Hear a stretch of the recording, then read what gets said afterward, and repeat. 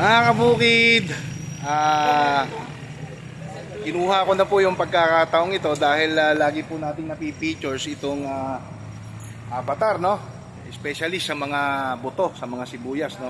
Ay ginagamit po nila. So tatanungin po natin ang isa sa ano pang katungkulan niyo dito, Sir Jonathan? Sales supervisor po. Tatanungin natin si Sir Jonathan, isang sales supervisor ng Aldis Corporation or company, ano? So tignan po natin yung kung ano pong meron dito sa avatar. Good morning, Sir Aldis. Yes, So, good morning. kwentuhan mo nga ako dito sa iyong produkto na avatar. Yes sir, good morning po sa lahat. Ang avatar po natin ay isang uri po ng bioinoculant fertilizer. Ibig po sabihin, bioinoculant, isa po siyang organismo, may buhay. Ang taglay po nito ay ang trichoderma. Ang trichoderma po ay isang napakahalaga po sa ating po mga pananim. Ang trichoderma po ay isang uri po ng biofungicide, and then isang uri din po siya ng biofertilizer. Ang avatar po natin ay ginagamit po ito sa ating mga panayan bilang safety po sa mga bini natin sa tabog o ating pupunla sa ating po mga bukid. Pwede po siyang gamitin na isang sachet po ng avatar po natin, good for 1 hectare. Good po sa 40 hanggang 45 kilograms ng bini po ng ating pong palay. Isasabog po natin siya, yung pong nakatubo na yung bini, and then yung bago po siya isabog, ihalo lamang po natin siya. Lulusahin po natin siya sa tubig, and then po ihalo po natin sa bini po ng palay bago po siya isabog. So makakatulong din siya, sir, sa germination period. Opo, napakahalaga po ng tulong niya sa germination period dahil nagagawa niyang maging uniform ang tubo, nagiging bigor ang punla, malusog, at saka uniform po ang tubo ng mga bini po natin. At saka po nababago po niya yung genetic expression po ng binhi po natin pong mga buto na gagamitan po ng avatar. At napapabilis ang patubuin at napapasiglan niya yung tubo po ng ating mga binhi po ng palay at ng mga sibuyas at iba po ng gulay. So, sir, saan naman po ito mabibili? Mabibili po ito sa mga agri-supply.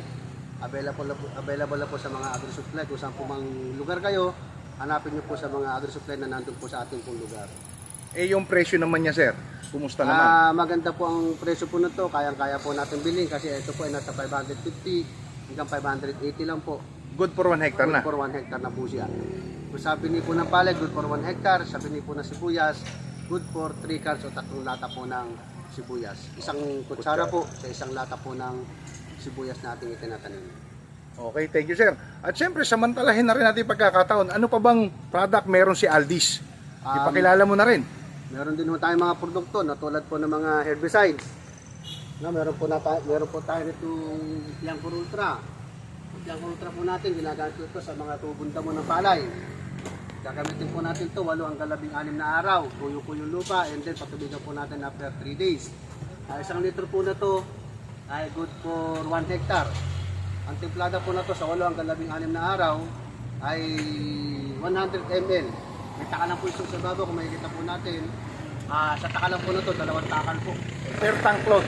Per tank po to, 16 liter. Pwede rin usang gamitin 20 days pataas hanggang 40 days yung palay. Gawin po natin na 3 takal o 150 ml bawat tank load ng sprayer o 16 liter.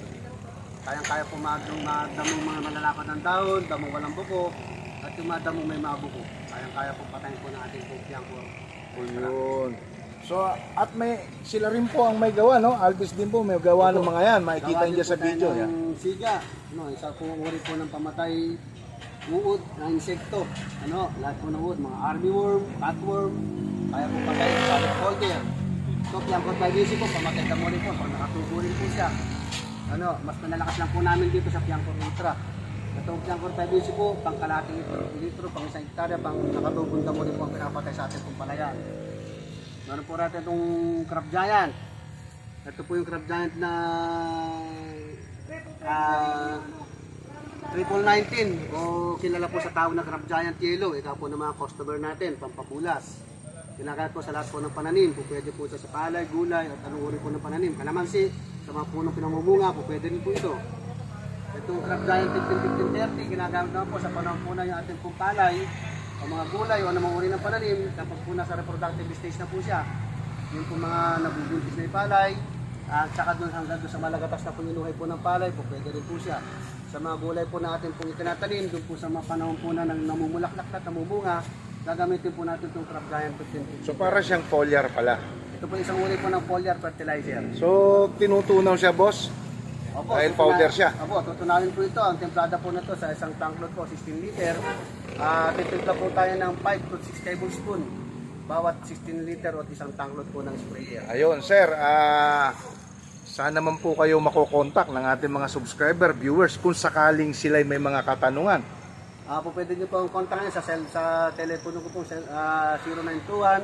0921-266-3436. At pwede nyo rin po akong ma-reach sa akin pong FB, sa akin pong pangalan Jonathan Valdez din po. Ayun, yun mga kabukid ha. I-follow nyo si Sir Jonathan Valdez. At isang karangalan po na El Kabukid na nakapanayam po natin siya at na-features na. Although malimit po na rin natin mapakita itong mga product ng Aldis sa mga kliyente kong gumagamit ng CHC Agritech. Sir Jonathan, maraming salamat sa oras mo na pinagkaloob sa akin. Maraming salamat po. Isa po napakalagang oras din po yung binigay mo sa akin para ma-promote ko po yung mga produkto po natin baka po sa magsasaka. Baka meron kang isa shoutout. Shoutout po sa mga ka-farmers na sana ay maging mas magandang ani natin upang mas maging maluwag ang ating mga kabuhayan. Okay, maraming salamat Sir Jonathan. Mabuhay po kayo. Thank you po, thank you.